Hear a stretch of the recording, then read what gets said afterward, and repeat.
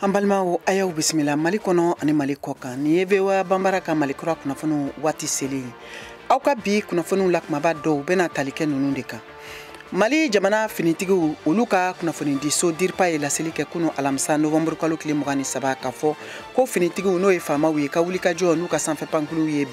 sera ka jadijɛkulumaw ka daga yɔrɔ saba gosi min kɛra Kidal o fanfɛ yɔrɔ la an bɛna o kunnafoniw tɛntɛn ka lase aw ma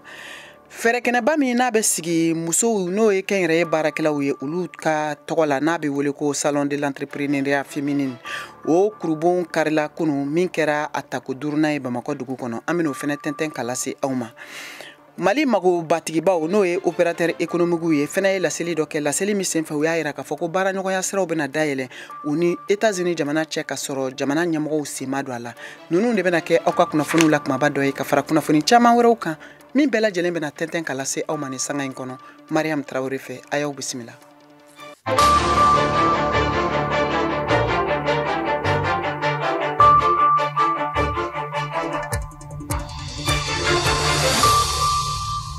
ka segin ka foli ni tanu kɛ ka taa aw kelen-kelen bɛɛ lajɛlen ma aw ka filɛli ko ɲuman ni lamɛn ko ɲuman na an balimaw ni ye vewa bambara ka Mali kura kunnafoniw kɛnɛ dayɛlɛlen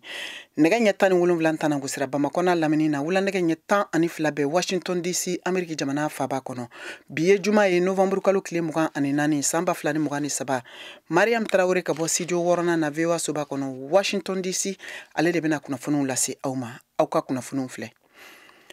Mali jamana finitigiw olu ka kunnafoni di so n'a bɛ wele ko DIRPA ye laseli kɛ kunu alamisa novembre kalo tile 23 laseli min kɔnɔ u y'a yira k'a fɔ ko finitigiw ka sanfɛ pankulu saba sera ka gosili kɛ ka taa dugudennin dɔ la min bɛ wele ko Esuk n'a filɛ nin ye kilomɛtiri 10 ka taa Kidal o fanfɛ yɔrɔw la Mariam Kuyate VOA tɔgɔ la ka bɔ Bamakɔ ale b'o kunnafoniw lase Kidal woroduguyan fana dugu min bɛ wele ko Esuk Mali woromasiri tabaw y'a yira k'u ka pankuru ye gosili 2 kɛ o dugu fara kɔnɔnaw la kunu ka ɲɛsi banbagaci wale ni ninjugu wale kɛbagaw ma gosili sabana ko kɛla sogolokaw fɛ yen nɔ Segu mara la minnu kɛla sababu ye ka mobili dɔw minnu tun falen don mugujuguw ni kɛlɛkɛminɛw na k'olu bɛɛ lajɛlen jeni ka ban tan ni laseli yɛrɛ kɛla sɔrdasiw ka kunnafonidisoba de fɛ DIRPA segukaw fɛnɛ ni fɛ yen nɔ Marikala a sigidalamaw olu tun nisɔndiyalen bɛ kosɛbɛ kunu sabula sɔrdasiw ye dugudenw ka bagan caman de lasigi u ma ka kɛɲɛ n'u ka wulikajɔw ye DIRPA y'a yira k'u ye bagan 1600 bɔɲɔgɔnkɔ de minɛ banbagaci maaw la ni k'u di a tigiw ma ko ni wulikajɔ in kɛla Segu finitigilakaw de fɛ sɔrdasiw y'a yira k'u b'a ɲini malidenw bɛɛ lajɛlen fɛ ko bɛɛ k'i hakilina tigɛ min ye Mali fan 14 lakanali ye k'u tɛna sɛgɛ u ka baaraw la k'u n'u sekow bɛɛ lajɛlen kɛ yaasa malidenw n'u borofɛnw ka lakana Mariam Kuyate ka bɔ Bamako VOA Bambara tɔgɔ la fɛrɛkɛnɛba min bɛ sigi san o san kɛnyɛrɛye baarakɛla musomanw tɔgɔ la jamana kɔnɔna la ni a bɛ wele ko salon de l'entrepreneuriat féminin o tako durunan kurubon karila Bamakɔ dugu kɔnɔ kunu alamisa VOA Bambara tɔgɔ la Mohamed Danyogo ale tun b'o kɛnɛ kan Féminia n'ale kɛnɛ kɛrɛnkɛrɛn ye mun ye musolakaw ye minnu ye bayɛlɛmalikɛlaw ani kɛnyɛrɛyekɛlaw ye n'olu ka kɛnɛ don n'u bɛna u ka seko ani dɔnko ani u ka feerefɛnw kana olu lakodɔn ni y'olu ka kɛnɛ nin ye ale tako durunan ye Bamakɔ Fatumata Sumaworo ale ye jagokɛla ye an k'ale lamɛn anw nana ni exposition in na Féminia 2023 ni an siɲɛ fɔlɔ ye ka na an ye entreprise fitininw ye an nalen don n'an ka produit ye jɛgɛw b'an bolo tigadɛgɛw b'an bolo komi aw yɛrɛ ɲɛ b'a la fɛn caman caman an bɛ partenaire ɲini na an bɛ dɛmɛ caman ɲini na musojɛkuluw b'an bolo u bɛ fɛ ka transformation dege mais moyen ko b'an na ni Féminia a ka d'an ye n'an nana an ka garisɛgɛ caman sɔrɔ muso baden bɛ yan muso caman bɛ yan Burkinakaw bɛ yan Benekaw bɛ yan Camerounkaw bɛ yan bɛɛ nalen don n'i ka minɛn ye Mariama Touré ale ni a tɔɲɔgɔnw olu bɔra fo Gawo ka na ni kɛnɛ in o de kama u ni minɛn minnu nana ka na ni kɛnɛ in kan wa kun jumɛn de la olu ye ni taamaja in kɛ an ka Mariama Touré an ka o lamɛn an bɔra Gawo de ka na an bɛ ka fɛn caman exposé yan nɔ i n'a fɔ kilishi n'o y'an yɛrɛ ka sogo dɔ ye min bɛ bɔ nord la golo samaraw tableau danpew ani a fɔ cogo di bon an ka fɔ minɛn caman bɛ ka exposé yan an ka fogo yi n'an fɛn ninnu a bɛɛ bɛ yen nɔ ni y'an siɲɛ fɔlɔ ye ka participer Féminia na parce que an y'a mɛn k'a fɔ ko Féminia bɛ to ka kɛ nin y'a 5e édition ye donc an y'a décidé ka se ka na ka se k'an lakodɔn parce que an bɛɛ mini entreprise de don donc pour que ka se k'an lakodɔn baɲumankɛ tɔn dɔ bɛ yen olu kɛlen don ka musolaka dɔw kɔni ka u dɛmɛ mun ye bayɛlɛmali ani jago sira ye olu kɛlen don ka sigiyɔrɔ ta o musolaka kofɔlen ninnu ye olu fana bɛ nin kɛnɛ in kan Aminata Sidibe ale ye o dɔ ye. Ne bɛ la ka finiw ne feere kɔbaw ni muso tulu ni parfum a ka ca quoi bon projet Suède de y'anw lase yan an bɛ Suède de tɔgɔ la. O de y'aw dɛmɛ ka na. O de y'an dɛmɛ ka se o ye formation k'an kun k'an dɛmɛ ka yɔrɔw dayɛlɛ donc Feminiya sera u ye standu ɲini an ye an ka n'an ka exposition kɛ. Donc kun de pour que aw yɛrɛ ka se ka kɛ aw yɛrɛ ta kɛnyɛrɛye baaramuso. Awɔ an yɛrɛ ka se ka dɔ k'an yɛrɛ ka dɔrɔmɛ kelen kɛ 2 ye quoi. Ni Feminiya in kɛnɛ kan mun ye seko ani dɔnko ani musolakaw u bɛ jago minnu kɛ olu bɛɛ dɔ lajɛlen u bɛ nin kɛnɛ in kan. Mohamed Daɲoko VOA Bambara tɔgɔ la ka bɔ Bamako.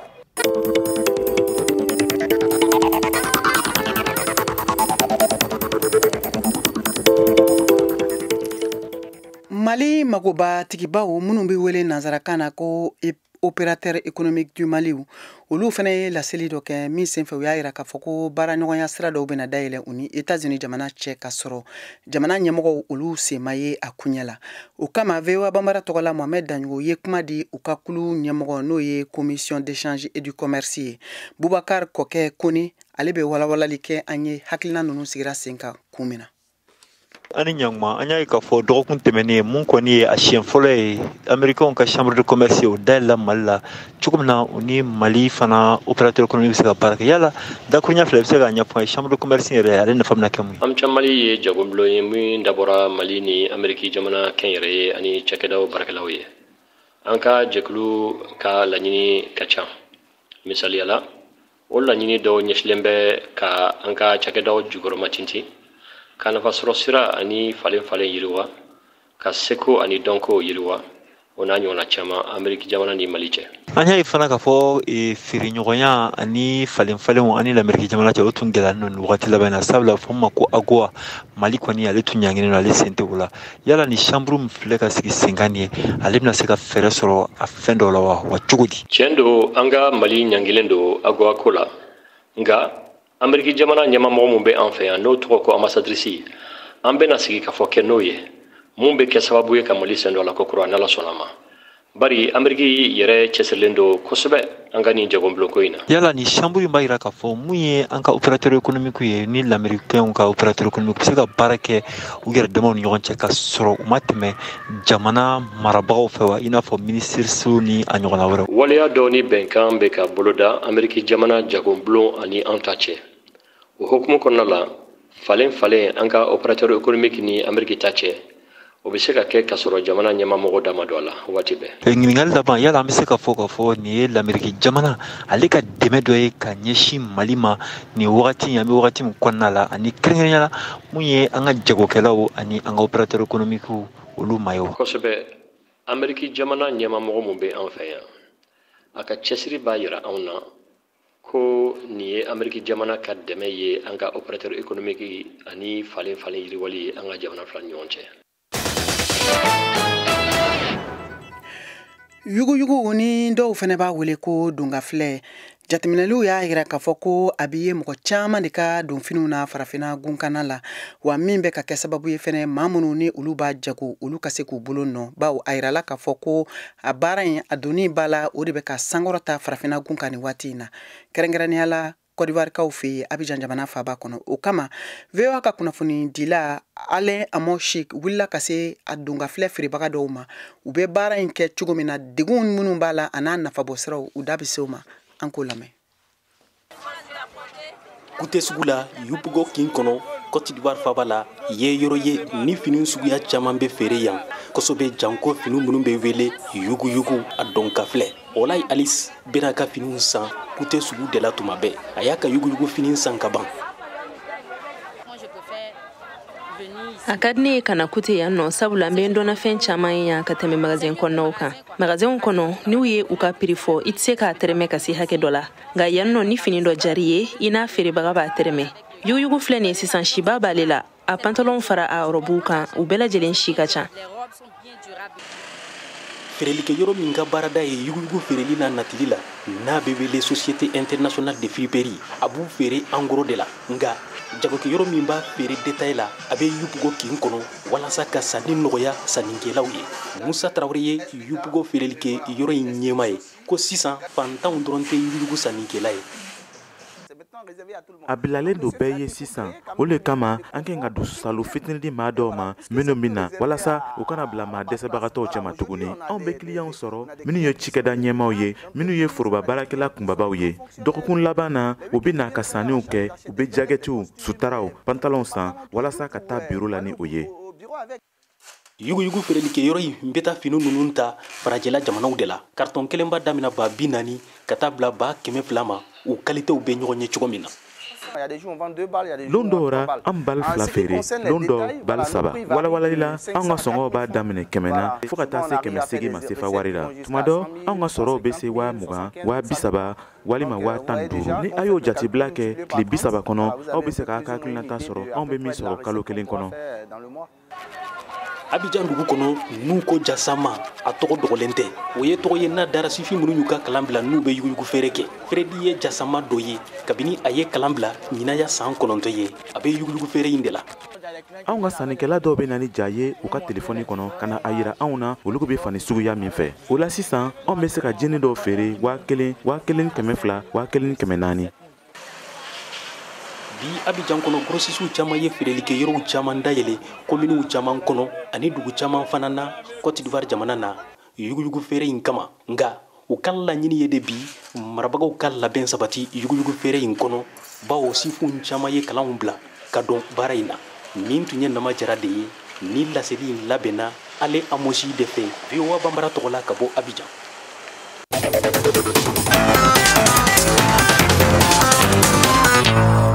Ka tɛmɛ ni kunnafoniw ye an bɛ taa Congo RDC jamana kan Bunuya ni o ye Ituri faba ye ani ka fara Iru ani Mahagi kan n'olu filɛ nin ye Congo RDC jamana kɛɲɛkayanfan ka taa kɔrɔnfɛyanfan fɛ u ka magobatigiba min ni a bɛ wele ko Moïse Katumbe a ka wulikajɔ baaraw senfɛ a ka jamanatigisi kalata yɛrɛ kofɔw la sera Goma mara la kunu alamisa kalata min labɛn baaraw bɛ senna ni a kala ka yan ka taa Desanburu kalo tile 20 san 2023.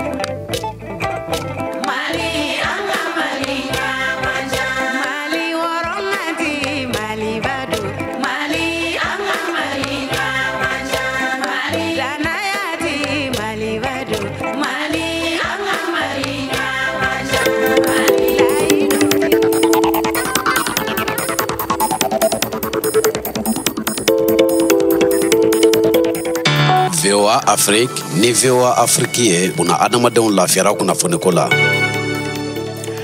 An balimaw an ka foli b'aw ye hali bi ka fɔ k'aw sɔgɔlen don VOA Bambara ka malikura kunnafoniw na a ka radio fiɲɛsiraw bɛɛ lajɛlen kan nin waati in na. Bamakɔ n'a lamini ye fiɲɛ turukala 102 o fiɲɛsira ye. Ɲorodi Sahɛlikaw b'an sɔrɔ radio Emergence ka 99 ani tomi 6 Koro ani Bayangara aw b'an sɔrɔ radio Orona kan 93 ani tomi 2 Gawo o ye fiɲɛ turukala 106 tomi 1 Tumutu 90 ani tomi 3 Abidjankaw b'an sɔrɔ 99 fiɲɛsira fɛ Wagadugukaw bɛ se k'an sɔrɔ 102 ani tomi 4 kan aw bɛ se k'aw sɔgɔ VOA ka bɔlɔlɔ siraba fɛnɛ na www.voabambara.com walima a y'aw sɔgɔ an ka page Facebook YouTube ani Instagram na VOA Bambara. Malikura kunnafoniw bɛ ka lase Mariam Traoré fɛ ka bɔ studio 6nan na ni waati in na VOA soba kɔnɔ Washington DC. An bɛ taa ni kunnafoniw ye Israel jamana kan bawo kumaɲɔgɔnya sira minnu n'o dayɛlɛnna Qatar jamana fɛ Israel jamana ani Hamasi finitigi jɛkulu ni ɲɔgɔn cɛ a yirala k'a fɔ o baaraw taabolo ye nɔbɔ bi juma bawo fɛn min ye Israel jamanadenw ye minnu minɛlen tun don n'u bɛ wele ko otages fanba bɛɛ lajɛlen sera ka labila bi juma sɔgɔmada in na wa min kɛra hakilina kuma falenfalenw senfɛ min ni Qatar jamana tun b'a camancɛ la walasa bɛn o ka se ka don fan fila ni ɲɔgɔn cɛ VOA tɔgɔla ka bɔ Washington Mohamed Touré ale b'o kunnafoniw lase Israel kaw minɛnlenw ani Thailand kaw fana bilala jumadon ka kɛɲɛ ni mɔgɔw ye minnu ka surun silamɛtɔnba na Qatar n'o ye delikɛla ani cɛsiriba ŋana ye ni Egypte ani Amérique ye o ye bɛnkan sɔrɔ arabadenw tile 4 kɛlɛko kuraw kan min kɔnɔna na mɔgɔ 50 minɛna Gaza olu kan ka labila ka fara Palestinikaw 150 kan minnu minɛnen don Israel o kɛlɛ jɔli ni bɛ lafiyabɔ di Gaza maradenw ma minnu lamininen don ani minnu dagalen muguci fɛ kabini octobre kalo o tile 7 Israel sɔrɔ su fɛ a siɲɛ fɔlɔ don dɔgɔkun 7 kɛlɛ kɔnɔ fɛn muguci marifaci walima gɛlɛden bingani nafama sima fɔ hali n'a y'a sɔrɔ Israel ni Hamas ye ɲɔgɔn jalaki tasuma fanga yɔrɔ ciliw la n'o ye artillerie ani roquette la ani sariya tiɲɛni wɛrɛw la o fila bɛɛ y'a jira ko kɛlɛ bɛna daminɛ ko kura ni kɛlɛ banbali bɛnkan banna dɔrɔn aw de bɛ kunnafoni mɔlen sɛnsɛnlen di anw ma bamanankan na VOA Afrique filɛ nin ye 102 fiɲɛ sira kan Bamako Mali la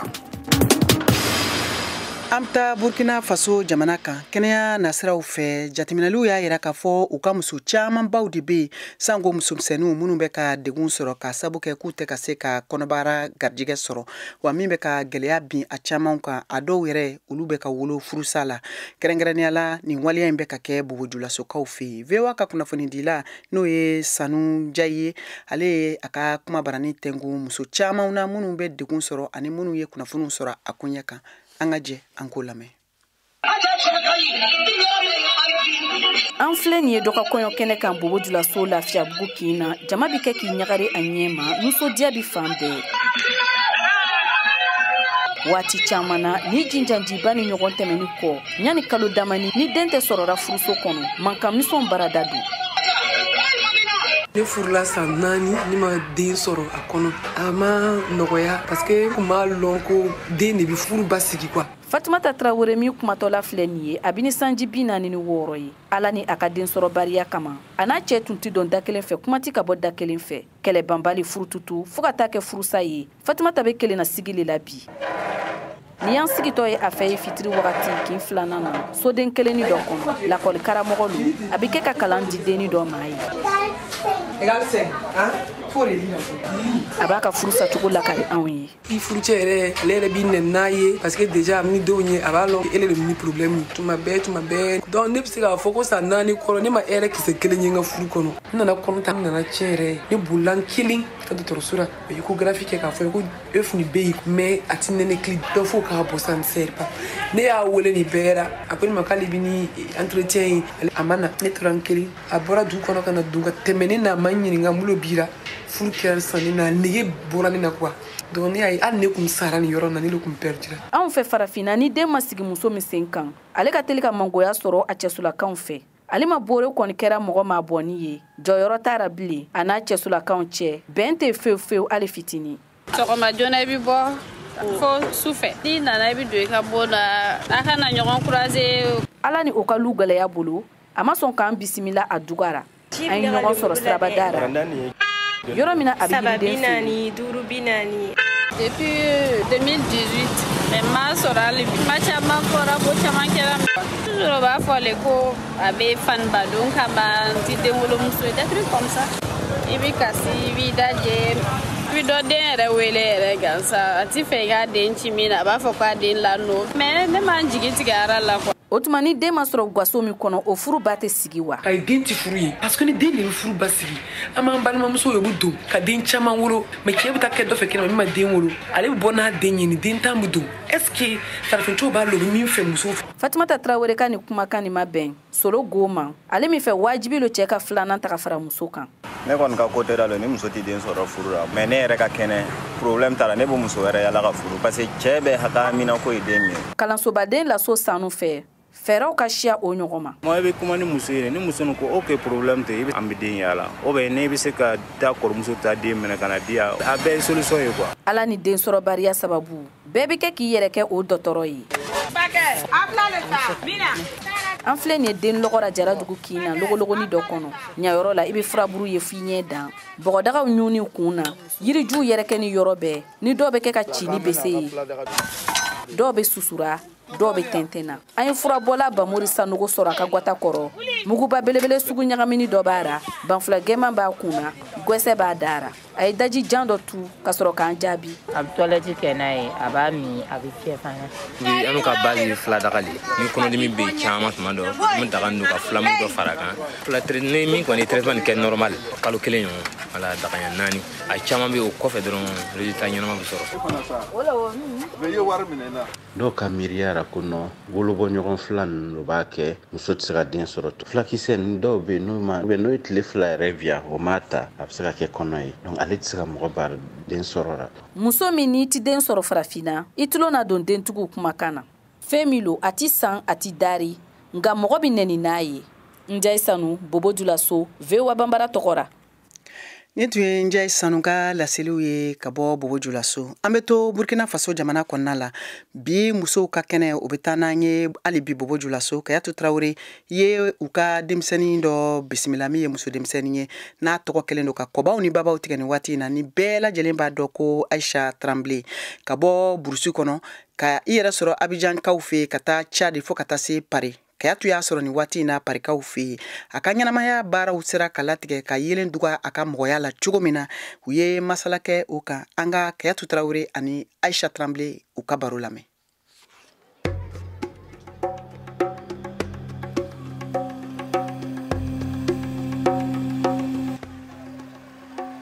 An balima bamanankan mɛnnaw an ka foli b'a bɛɛ lajɛlen ye an ka kɛnɛ kan bi Mali kura kɛnɛ kan an ye farafina fitinɛ yelen dɔ de bisimila muso denmisɛnnin don fifin don an y'ale de bisimila a bɛ bɔ Burkina Faso jamana kan a tɔgɔ ko Aisha Tremblay. Aisha i bisimila an ka kɛnɛ kan ayiwa i bɛ se ka i yɛrɛ ko fɔ an ye dɔɔni Aisha ye jɔn ye? Ne tɔgɔ ko Bonu Dɔnkɛ ne bɛ bɔ Vin ne ye Bɔbɔ de. I bɛ bɔ dugu jumɛn na? Vin. O bɛ yɔrɔ jumɛn na? Bolomu fan fɛ. Burkina Faso wa? Burkina Faso. Burkina Faso. I si bɛ san joli la? San 18. I taara ekɔli la wa? Ne ma ekɔli kɛ ne ma taa. I somɔgɔw bɛ yen u b'aw ka dugu la? U bɛ an ka dugu la an ka somɔgɔw bɛ yen. Ok e nana artisiya la cogoya jumɛn na?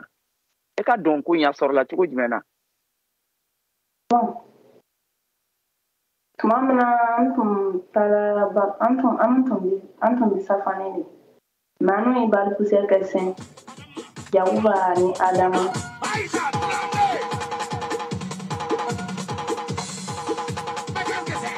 An taara balikisɛ ale yɔrɔ la denw tun b'ale yɔrɔ la an fana taara an ye dɔn daminɛ iyo fana b'a fɔla ko Yakuba Adama Faraon de.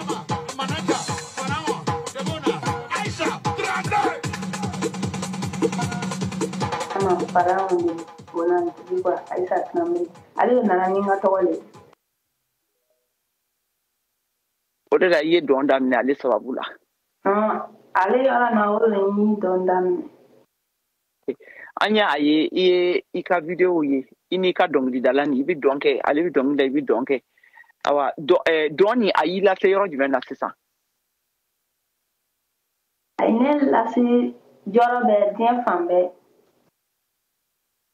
An bɛ don min na i ko bi ne b'a la ka i ɲininka i bɛ Paris Faransi jamana kan a taara mun na yen? O y'an invité ale yɔrɔ la an nana ale yɔrɔ la. Jɔn de y'aw invité? Bon ne kɔni t'a tigi tɔgɔ dɛ an ka mananya de b'a tigi tɔgɔ dɔn. An y'a ye i taara Siriki Jabate ka concert la yen nɔ i ni Siriki ye ɲɔgɔn ye e bɔra aw ka dugu la i ma taa ekɔli la i ye dɔn kɛ ten cogo la ten i nana kɛ artiste ba ye i bɛ Faransi ka bɔ aw ka dugu min na Zin ka na se Faransi o bɛ mun de kɛ Aisha la sentiment jumɛn b'i la o la bon min bi ne la ka fɔ a diyara ne ye tuma min na ne tun taara dɔn kɛ ne tun taara dɔn mana kɛ ko b'ale fɛn bɛɛ ye ala ka ko de la ne don min na tun taara dɔn min kɛ ne y'a dɔn kɛ gansan de ne t'a lɔn a bɛna na kɛ ko b'a n ye dɔn kɛ a yɛlɛ mɛnna an ye dɔn min kɛ a mɛnna a sɛgɛra ka na kɛ ko b'ale ye wa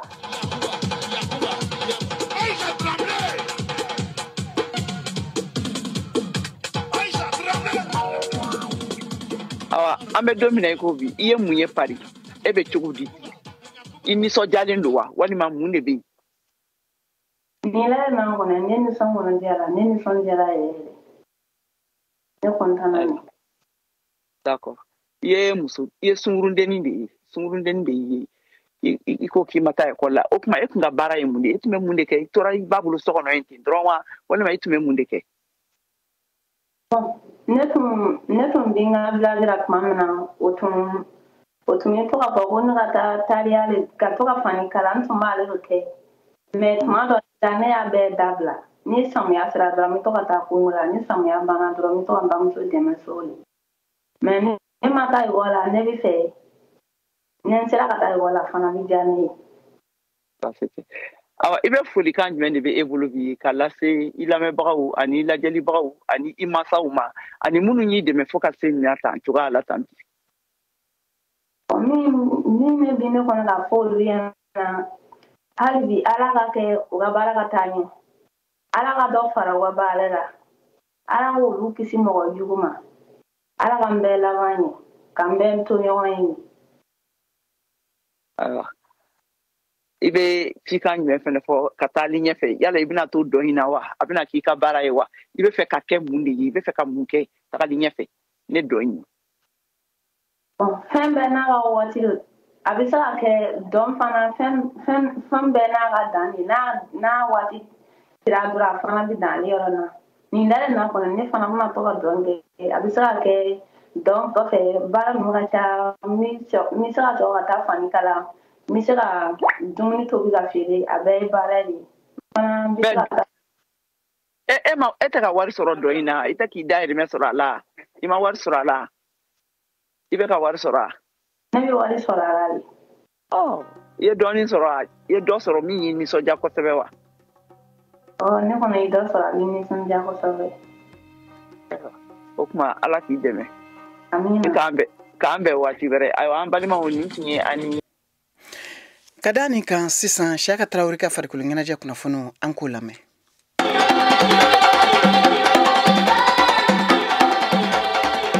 an bɛ Indonésie jamana kan Coupe du Monde U17 bɛ sen na ye kabini ni novembre kalo in tile 10 san 2023 in na denmisɛnnin sɛbɛntɔlɔntan ɲɔgɔndan don min bɛ diɲɛ cɛmaninw kofɔ minnu si ma tɛmɛ san 17 kan quart de finale la sini sibiri novembre kalo in tile 15 san 2023 in na Mali ni Maroc bɛ ɲɔgɔn sɔrɔ a ɲɔgɔndan bɛ daminɛ ni nɛgɛ 12 dana gosira Mali heure la Mali sɛbɛntɔlɔntana denmisɛnw kumakanw kɔni ma falen kabini ɲɔgɔn kunbɛba in daminɛna o de ye ka jɔnjɔn ta ka nana ye Mali la hali sini sibiri Maroc ɲɛkɔrɔ quart de finale la o kumakan kelen don degeli karamɔgɔ Sumɛla Kulubali n'a ka cɛdenw kɔni y'a yira k'u na fɛɛrɛw bɛ sigi sen kan walasa ka se sɔrɔ sini ɲɔgɔndan na hali n'a tɛna nɔgɔya n'i b'a dɔn ko CAN U17 la ɲinan san 2023 in na min tanna Marokokaw fɛ yen Maroc ye se sɔrɔ Mali kan demi-finale la a kɛra tir au but sen fɛ Mali ye donse min yira Indonésie kɛnɛ kan k'a daminɛ phase de poule la fo ka taa se 8e de finale la o b'a to mɔgɔw na da la ko Mali na se ka se sɔrɔ Maroc ɲɛkɔrɔ phase de poule ɲɔgɔndan 3 la hakilina jiginna Mali ye se sɔrɔ 2 la ka bin 1 na Mali ye se sɔrɔ 2 min na o de ye Uzbekistan ɲɛkɔrɔ celu 3 kanankolo ani Canada ɲɛkɔrɔ celu 5 1 Mali kanu na Mali bina Espagne ɲɛkɔrɔ phase de poule la celu 1 kanankolo min ye 8e de finale ɲɔgɔndanw ye Mali ye se sɔrɔ Mexique kan celu 5 kanankolo ni Maroc b'a fɛ ka se sɔrɔ Mali kan Mali fana b'a fɛ k'a yira kɔle ni jɔnjɔn ka kan Indonésie kɛnɛ kan an ka Mali ni Maroc ka ɲɔgɔndan jaabi ma kɔnɔ VOA Bambara tɔgɔ la Bamakɔ Siyaka Tarawele Kalasebido an balimaw an ye min sɔrɔ ka di aw ma VOA Bambara ka bi malikura kunnafoniw kɛnɛ kan o de tun ye nin ye min labɛnna Seko ka cɛjan Cheick Ciro fɛ an ka nɛgɛw karafe tun bɛ Cornelis bolo a lasera aw ma Mariam Traoré fɛ aw ni ce aw ka kulomajɔ la aw k'an bɛn waati wɛrɛ Allahu Akbar, Allah is saying, get a channel,